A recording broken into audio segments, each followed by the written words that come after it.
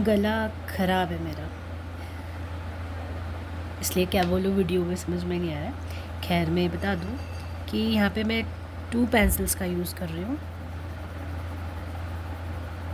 एक हमारी charcoal pencil जो इतनी सी हो गई है, खैर अब जब पैकेट आएगा तो मैं आपको बताऊँगी। Then my fibre 6B and then ये चारकोल पेंसिल है दिस वन, ठीक है। और साथ ही साथ में यहाँ पर मैं हाइलाइटर के तौर पर ग्लास पेंसिल एंड देन जो हमारा जेल पेन है वो यूज़ करूँगी, ओके। तो मैं इसका यूज़ धीरे धीरे आपको बताऊँगी। अब मैं लॉन्ग वीडियो अपलोड करना स्टार्ट करूँगी, ठीक है, जिससे क्या होगा कि मैं भले वीडियो कितना भी लंबा जाए लेकिन हर एक चीज़ डिटेल में बताऊँगी, जिससे बिगिनर्स को, इनफैक्ट मैं भी बिगिनर ही हूँ, मेरे को भी इतना अच्छे से आता नहीं है, मतलब मुझे इतने अच्छे से आता नहीं है स्केचिंग, बट जितना मुझे आता है ना उतना ही मैं आपको बताऊँगी, ठीक है। मैं भी सीखूँगी, आप भी सीखना। चलो देखो, थोड़ा थोड़ा समझ में आए, है ना। जितना मुझे आता है उतना तो मैं डेफिनेटली बताऊँगी।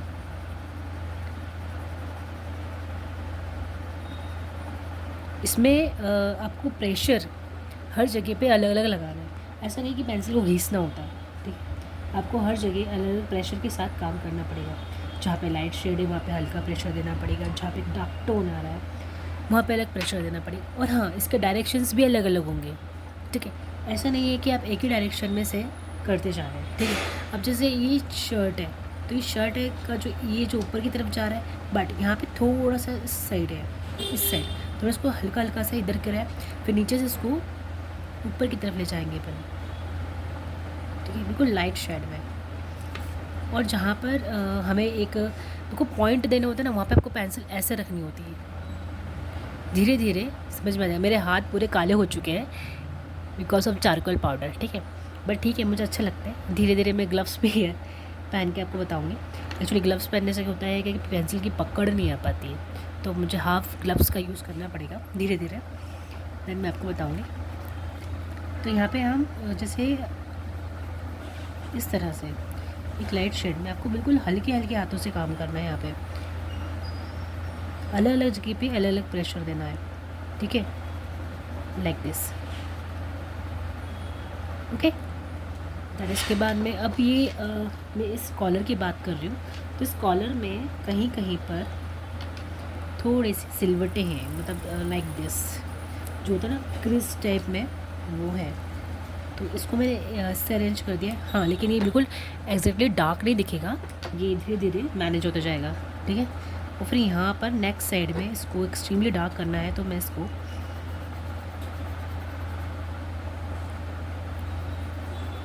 लाइक दिस एक्सट्रीमली डार्क करना, इसका मतलब नहीं है कि हमें बहुत ज़्यादा प्रेशर देना होता है, ठीक है।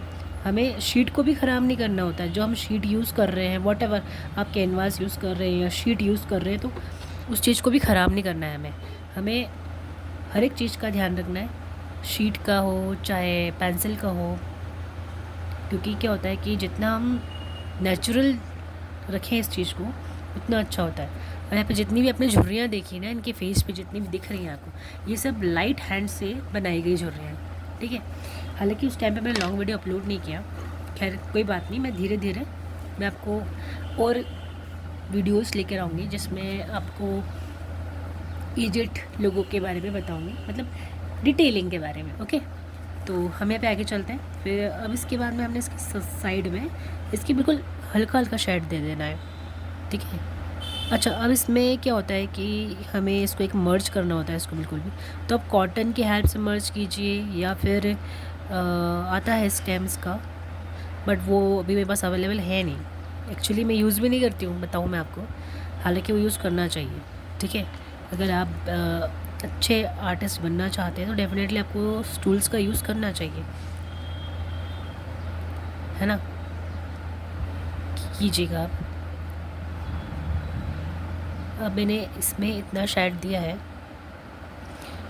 अब जनरली जब हम स्केच बनाने बैठते हैं ना, तो क्या होता है कि हमें एक डिटेल्स देखनी होती है। स्टार्टिंग में हमसे बनता नहीं है स्केच, ठीक है। तो करना क्या है आपको, आप उसे अच्छी तरह से वॉच कीजिए, देखिए, ठीक है। अब जैसे अब इसमें मैंने बताया ना कि इधर से ऊपर की साइड जा रहा हूँ, उधर से नीचे की साइड जा रहा हूँ, तो जो ऊपर वाला है ना, तो ये बिल्कुल लाइट हैंड से मैं इसको मर्ज करूँगी। आप चाहें तो कॉटन का एक स्टेम बना लें, ना चाहें तो न्यूज़पेपर इज़ बेस्ट। और अगर ये भी नहीं चाहें तो हमारे पास आते हैं टिश्यू पेपर्स, उसके भी बढ़िया से स्टेम बन जाती है if you want, otherwise it's okay. Pencil का ही इतना अच्छा काम हो जाता है कि आपको मर्ज करने की ज़रूरत नहीं है, ठीक है। चलिए, इसे मैंने जहाँ जहाँ पे वाइट शेड छोड़ने हैं वो मैंने छोड़ दिए, क्योंकि मैं धीरे धीरे यहाँ पर ग्रेफाइट पेंसिल यूज़ करने वाली हूँ, ठीक है, जिससे कॉलर का एक्चुअल लुक आएगा। ओके, देन हम ब्रश के हेल्प से जितने भी हमने वाइट जगह छोड़ी है ना, मतलब जहाँ पे हमने पेंसिल का यूज़ नहीं किया है ना, वहाँ हम हल्का हल्का ब्रश चलाएंगे। इससे होगा ये कि ये अलग सा दिखेगा नहीं, और दूसरी बात ये कि ये रियलिस्टिक दिखेगा, ठीक है। हालांकि बहुत ज़्यादा वर्क करना है अभी इसमें, है ना। और मेरे हिसाब से जो ये स्केचिंग है या हम पेंटिंग लेते हैं, जैसे कलर्स वगैरह हम फिल करते हैं ना, तो ये एक थेरेपी है जो आपके माइंड को बहुत ज़्यादा रिलैक्स करती है। हालांकि मुझे पता है कि आजकल किसी के पास इतना टाइम नहीं है, बट कोई बात नहीं, जिन्हें इंटरेस्ट है वो डेफिनेटली कीजिए। अच्छा, ब्रश भी उस डायरेक्शन में चलाना है जहाँ पर आपकी जैसे ये शर्ट है तो उसके डायरेक्शन सेट है। अब इसके अंदर क्या है ना, हमने इसका बेस कंप्लीट कर लिया है, देन अब इसमें डिटेल्स देनी है, ठीक है। ये पहले तो बेस, अभी यहाँ पे नेक पे झुर्रियाँ नहीं दिख रही हैं आपको, इस पर भी डिटेल्स देनी है, एंड देन यहाँ पर भी डिटेल्स देनी है, मतलब जो शर्ट है ना इसके ऊपर भी डिटेल देनी है। अभी फेस में भी कुछ कुछ काम बाकी है, ठीक है, देखिए आप, है ना, यहाँ पर थोड़ा थोड़ा काम बाकी है हर जगह पे। देन ईयर्स बाकी हैं अभी। कहने को तो ये वीडियो बहुत लंबा जा सकता है, अगर सीखने के पर्पज़ से, अगर बनाकर स्पीडली करना है तो वो तो एक स्पीडली हो जाएगा, लेकिन सिखाने के लिए हमें एक डिटेल्स दिखानी पड़ती है ना। तो बेसिकली मैंने अभी कुछ भी नहीं ऐसा दिखाया है कि मैं एज अ टीचर मैं आपको दिखाऊं। वैसे मैं टीचर तो भी बनना नहीं चाहती हूँ, क्योंकि अभी मैं खुद ही स्टूडेंट हूँ इस मामले में, ठीक है।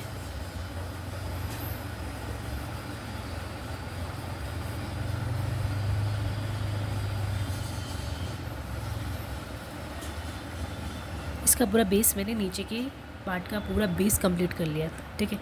नेक में डिटेल देनी है, देन शर्ट में डिटेल्स देनी है, ठीक है। ये डेनिम शर्ट है, अब इसमें डेनिम की क्वालिटीज़ डालनी पड़ेगी, ओके, ठीक है। सॉरी, मैं आपको यहाँ पे जो ये ईयरिंग है ना, इसकी डिटेल्स बताती हूँ। जनरली ये ग्रेफाइट पेंसिल से सिर्फ स्केच के समय मैंने बना लिया था ऐसे। अब इसमें डार्क टोन लाइट टोन कैसे देना है मैं इसको बताती हूँ आपको, ठीक है। तो फर्स्ट ऑफ ऑल यहाँ पर जो है ना, इस साइड में यहाँ पर आ रहा है सनलाइट, तो यहाँ पे है डार्कनेस, ठीक है। तो जहाँ जहाँ डार्कनेस है वहाँ मैं यूज़ कर रही हूँ चारकोल पेंसिल, ठीक है।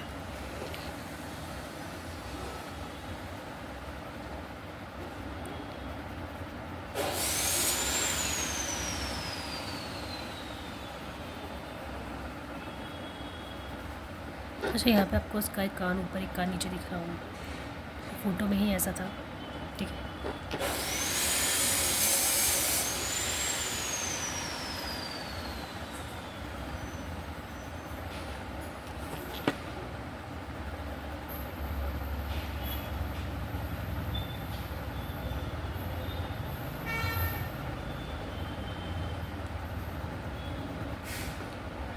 जो ये लेडी है इसके कान के जो होल्स हैं काफ़ी ज़्यादा,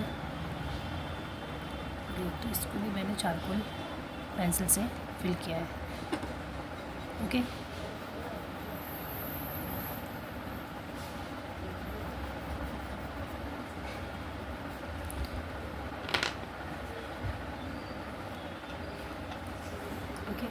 पर हम ग्रेफाइट पेंसिल यूज़ करेंगे, नंबर इसका 6B। ओके, देन अब इसमें हम लाइट शेड देंगे। जनरली हम यहाँ पर ग्लास पेंसिल का भी यूज़ करते हैं, बहुत ही लाइट हैंड से, ठीक है। ये मेरा तरीका है।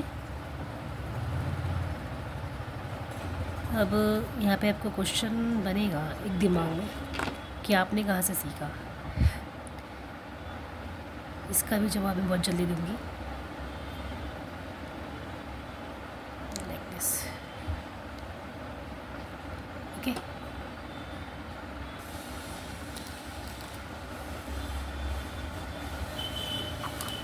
मैंने यहाँ पे बेस कंप्लीट कर लिया है, ठीक है। देन अब इसमें डिटेल्स देनी बाकी है, बट इसके पहले मैंने बैकग्राउंड में सारा चारकोल पाउडर स्प्रेड किया है। जहाँ जहाँ पर डार्क शेड आ रहा है वहाँ पर मैं ब्रश को थोड़ा ज़्यादा चलाऊँगी, एंड जहाँ जहाँ पर लाइट शेड आ रहा है वहाँ पे हम ब्रश हल्का सा चलाएंगे, ठीक है।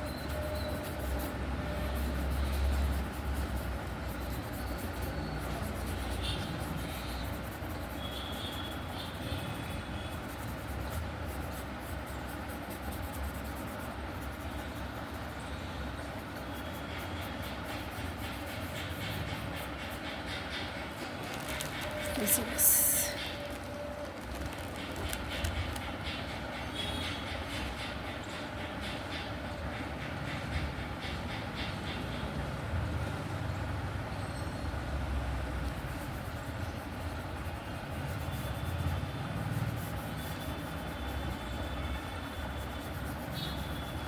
अच्छा, ये जो बाल है, मैंने जो हेयर्स बाल बनाए ना, उस जगह पर मैंने बिल्कुल लाइट हैंड से चारकोल पाउडर स्प्रेड किया। अदरवाइज़ क्या होगा कि मर्ज होते जाएंगे बाल, है ना।